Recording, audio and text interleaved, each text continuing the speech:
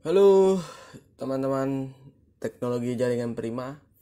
Oke, karena di video sebelumnya saya membagikan video unboxing ya untuk router GG-Selling YS3202 kalau tidak salah ya. Karena ini merek baru jadi saya tidak terlalu hafal, tidak seperti ZTE atau apa gitu kan. Saya hafal untuk tipe-tipenya yang sering saya beli. Oke. Nanti untuk nama routernya atau exponnya nanti di judul saya lampirkan.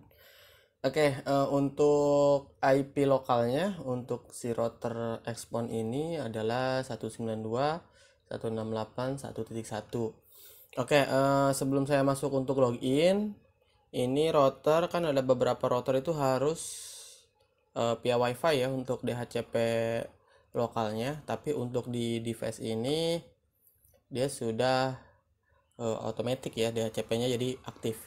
Oke, gitu aja. Jadi kita akan langsung login aja. Untuk username-nya adalah superadmin. Untuk sandinya ggc link is the best.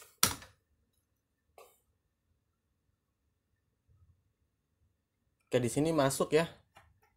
Nah, ini di halaman utamanya ya, halaman depannya seperti ini ya, sederhana sekali, sama seperti router-router yang lain.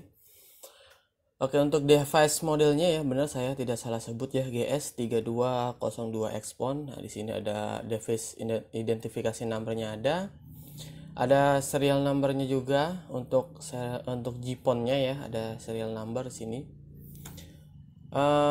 Hardware versinya versi 1, softwarenya versi 5. Oke, kali ini saya mau bagikan bagaimana cara setting PPOE dan juga hotspot tambah VLAN di GS3202 ini.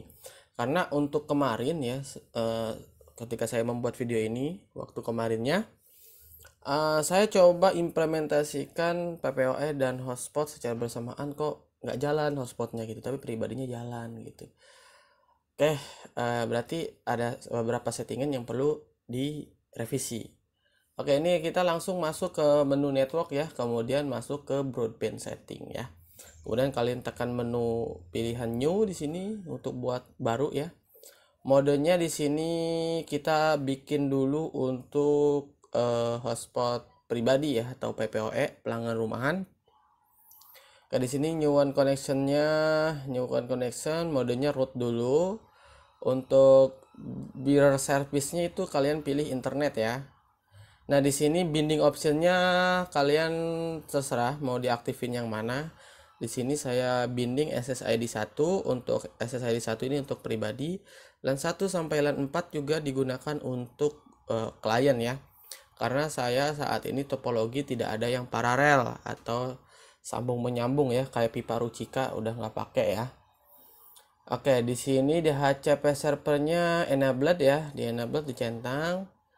Kemudian link metodenya establish a link to PPOE. IP protokolnya IPv4. Nah, VLAN mode-nya ini karena di settingan server saya itu tidak menggunakan VLAN, ya jadi saya pilih untag ya. Untag itu artinya tidak ada tag untuk VLAN ya. Kemudian di sini username dan password adalah username PPOE dan password PPOE yang ada di mikrotik kalian yang sudah ditentukan untuk pelanggan yang akan kalian pasang. Di sini saya kasih contoh 1234566, passwordnya juga 1234566. Untuk di sini untuk PPOE routing bridge hybrid mode is enabled ini harus dicentang teman-teman. Kenapa? Karena kalau nggak dicentang, nah di sini ini dia nggak mau loh apa hotspotnya itu nggak mau dia dapetin IP dari si mikrotik kita, mendapatkan alamat IP terus di HP-nya. Makanya ini harus dicentang. Kemudian kita apply ya, karena settingan udah selesai semua di sini. Kita apply di sini. Oh ya, untuk router ini tuh agak lahen ya. Jadi pas kita nyimpan itu loadingnya itu nggak mau muat gitu di browser. Jadinya kayak kayak kayak bengong gitu, kayak ngeblank. Tapi nggak masalah sih di overall dari yang lainnya. Mungkin ini hanya bug firmware atau apa gitu kan. Kayak ini sudah kesimpan ya udah kesimpan. Kemudian kita buat untuk broadband settingnya, kita bikin new lagi di sini. Kalian tekan new lagi. Kemudian di sini modnya masuk ke bridge. Nah, di sini modnya masuk ke bridge. Bearer service-nya saya pilih order ya. Kemudian SSID-nya saya pilih SSID 2. SSID 2, DHCP servernya jangan dicentang karena untuk IP address-nya akan ambil dari MikroTik ya. VLAN mode-nya di sini saya untag. Ini enable DHCP transparent transmission-nya saya centang juga.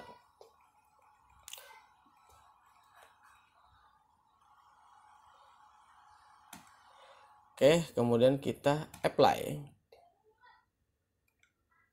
Nah, dia agak-agak lain tuh kan, dia nggak loading guys.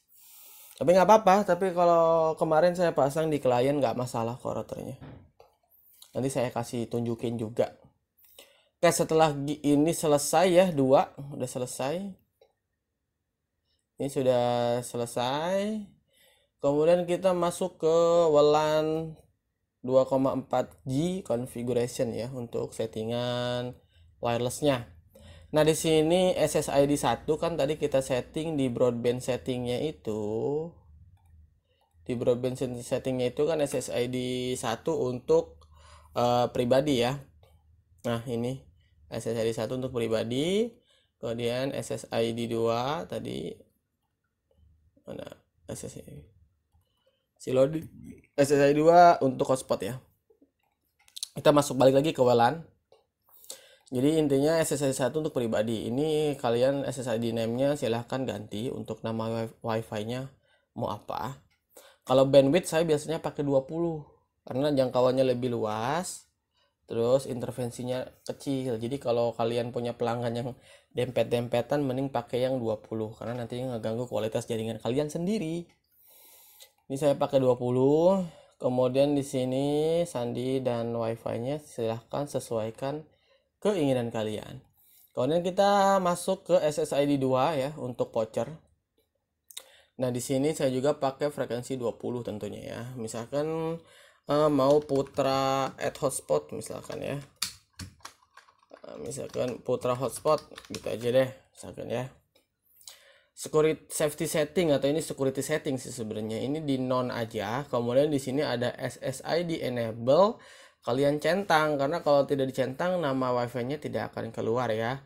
Broadcast cancel juga jangan dicentang nih, jangan dicentang karena kalau broadcast cancel nama wifi kalian itu akan di hidden dan kalau di hidden harus cari manual di HP klien wifi yang akan connect gitu dan tidak semua orang itu ngerti gitu hal kayak gitu, cuman hanya untuk beberapa orang IT atau orang-orang yang berkecimpung di ilmu teknologi aja yang paham gitu kan. Nah, setelah itu kalian simpan aja, nanti dia akan restart untuk WLAN-nya karena setiap setting-setting itu dia restart ya WLAN-nya. Nanti kalau ini kan saya kan menggunakan LAN ya, terhubungnya, jadi nggak disconnect. Jadi kalau kalian pakai HP pasti nanti disconnect setelah nyimpan di WLAN itu. Oke, gitu aja guys ya. Thank you. Semoga video ini bermanfaat dan sampai jumpa kembali di video berikutnya.